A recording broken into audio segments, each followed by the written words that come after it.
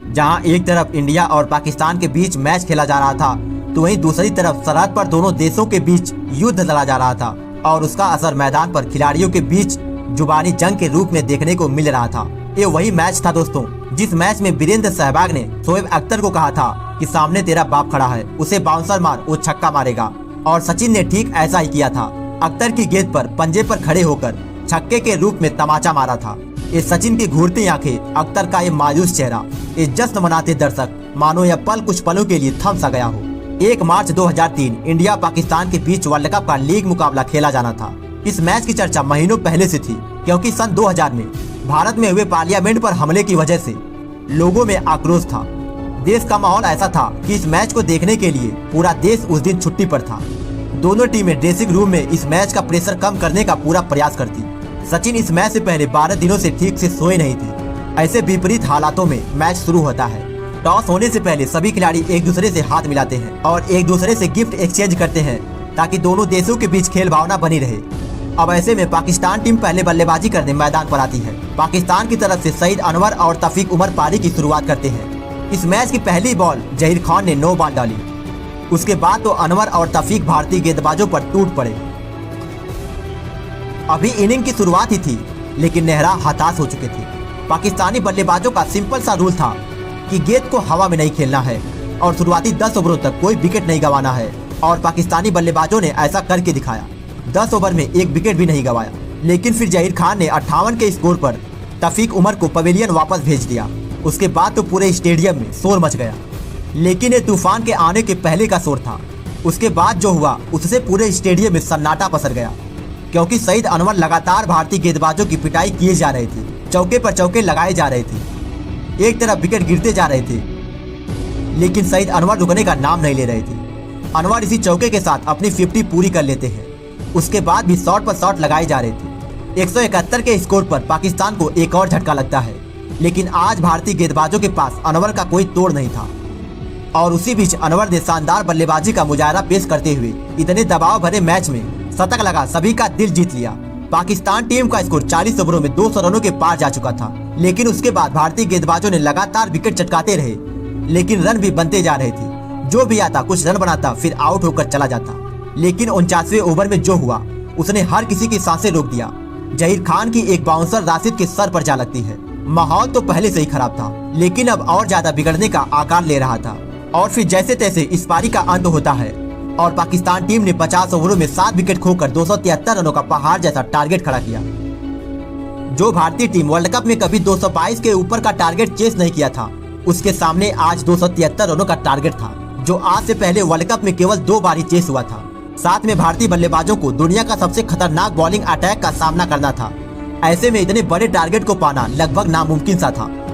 जो मैच शुरू होने से पहले लोगों में उस अटैक का बदला लेने की चाह थी, अब सिर्फ वो मजाक बनकर रह गई थी। ऐसे में दादा ने कहा कि पहले 10 ओवर विकेट बचाकर खेलना है। रन भले ही ना बने, उससे कोई फर्क नहीं पड़ने वाला है, बस विकेट नहीं गिरने चाहिए। अब इसी प्लान के साथ सचिन तेंदुलकर और सहवाग की जोड़ी मैदान पर आती है। वही सचिन जिनको इस मैच का इंतजार सालों से था, और इसी मैच ने सचिन की कई रातों की नींद हराम कर रखी थी। और करे भी क्यों नहीं, क्योंकि उन दिनों सामने वाली टीम भारतीय टीम के खिलाफ नहीं बल्कि सचिन के खिलाफ खेलती थी। सचिन का विकेट ले लो, मैच मुट्ठी में होगा, ऐसी भावनाएं होती थी, और कहीं न कहीं ये सच भी होता था। अब ऐसे में भारत को एक बेहतरीन शुरुआत की जरूरत होती है, और सचिन सहवाग ने आक्रामक तेवर दिखाया। पहले ओवर में ही 9 रन कूट देते हैं, लेकिन दूसरे ओवर में जो हुआ उसने इस मैच को यादगार बना दिया। हमेशा हमेशा के लिए इतिहास के पन्नों में एक अध्याय जोड़ दिया।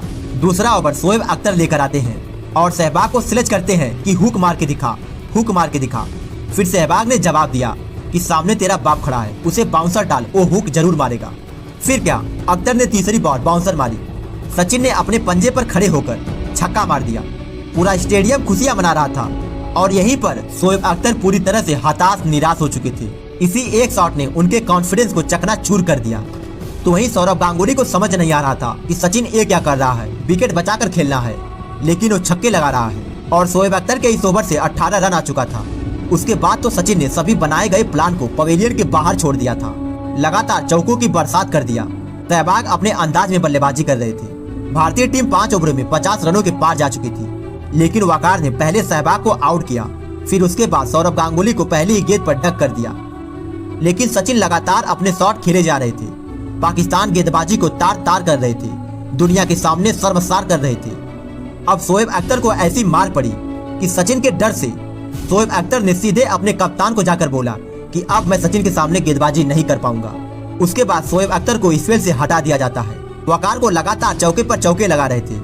टीम का स्कोर मात्र 11 ओवरों में 100 रनों तक जा पहुंचा, लेकिन सचिन तेंदुलकर को डिहाइड्रेशन की प्रॉब्लम थी और यह दर्द इतना ज्यादा बढ़ गया था, सचिन खड़े होने के हालात में नहीं थे। लेकिन सचिन इसी मैच के लिए 12 दिनों तक सोए नहीं थे और करोड़ों फैंस की उम्मीदें केवल सचिन पर टिकी हुई थी। और फिर ऐसे में दोबारा फिर से दर्द के बावजूद सचिन तेंदुलकर खड़े होते हैं और फिर से उसी अंदाज में बल्लेबाजी करते हैं और एक बार भी इस दर्द को अपने खेल पर हावी नहीं होने दिया। उसके बाद लगातार चौके पर चौके, छक्के पर छक्के लगाए जा रहे थे। एक तरफ विकेट गिरते जा रहे थे तो वहीं दूसरी तरफ सचिन गेंदबाजों का बुरा हाल करते जा रहे थे। अब तेजी से सचिन तेंदुलकर अपनी शतक की तरफ बढ़ रहे थे। एक लंबे समय बाद गेंदबाजी के लिए वापस से शोएब अख्तर आते हैं। वही शोएब अख्तर जो सचिन की मार से गेंदबाजी करने से मना कर दिया था। अब सचिन 98 रनों पर होते हैं।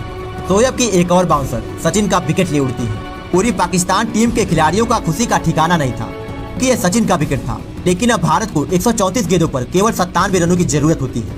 हाथ में 6 विकेट बाकी था, लेकिन बावजूद इसके सचिन के चेहरे पर निराशा और पाकिस्तान टीम की जीत की आशा गवाही दे रही थी। मैच अब कहीं भी जा सकता है। पाकिस्तान तो इस मैच को जीत ही समझ लेता है, क्योंकि ऐसा कई बार हुआ था कि सचिन के आउट होते ही पूरी टीम एक धड़ल्ले से धराशायी हो जाती थी। इसी बात का डर हर किसी को सता रहा था। लेकिन अब मैदान पर युवराज सिंह और राहुल द्रविड़ की जोड़ी होती है। दोनों ने साथ मिलकर रनगति को लगातार बढ़ाए रखा। युवराज सिंह आते ही अपने बल्ले से कमाल दिखाने लगे। राहुल द्रविड़ भी उनका खूब साथ निभा रहे थे। दोनों बल्लेबाज सभी गेंदबाजों की लगातार पिटाई किए जा रहे थे और एक वक्त ऐसा भी आ गया जब पाकिस्तान टीम इस मैच को पूरी तरह से हार मान लेती है।